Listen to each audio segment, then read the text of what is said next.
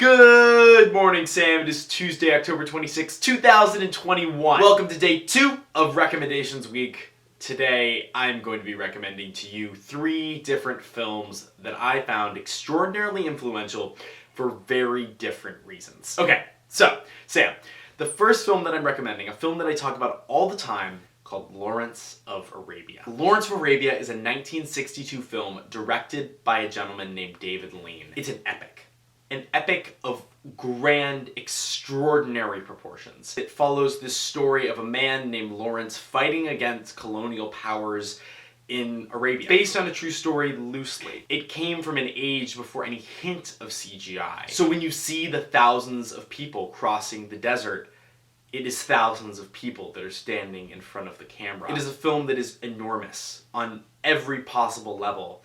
It was shot on these circular lenses that were only used for a couple of films ever. The Panavision 70mm. So when they're shooting, the actual celluloid of the film is 7 centimeters wide. Like, it's enormous. It's huge.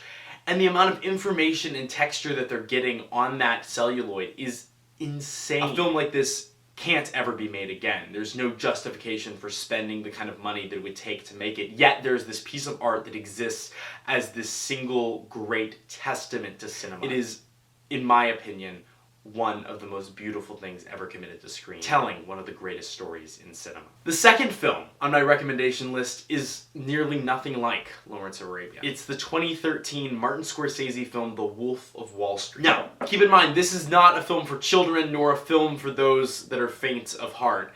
I believe, at least at the time that it came out, this film had the most F-bombs of any film ever. The Wolf of Wall Street tells the story of Jordan Belfort, an extraordinarily successful investor in the 80s who was running a firm that was doing things that were a bit dodgy. The film is 3.5 hours long and completely exhausting. It will wear you out watching it from start to finish. And that's the point. It shows excess not by condemning it, but by showing it fully. It doesn't hold anything back. And it's a story about money and power, and a story that a lot of us, I think, subconsciously really strive for and we want.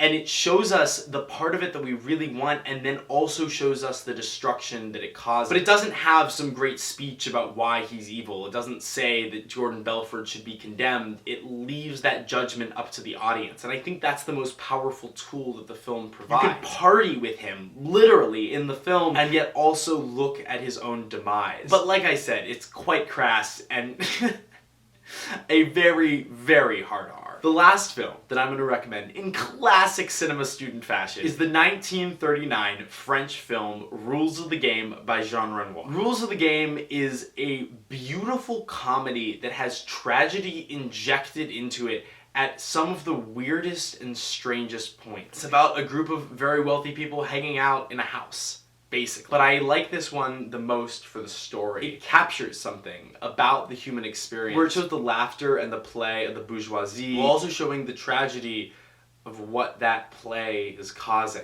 That maybe it isn't all, flowers and sunshine, but there is this darkness that's undercutting all of this that some people are just choosing to turn a blind eye to. And if you can get over what Bong Joon-ho elegantly called the 1-inch barrier of the subtitle, it is a great, fun, but also kind of dark film. It's amazing, and I highly recommend it. Schmackers, don't forget to like, comment, and subscribe. And Sam, I'll see you tomorrow.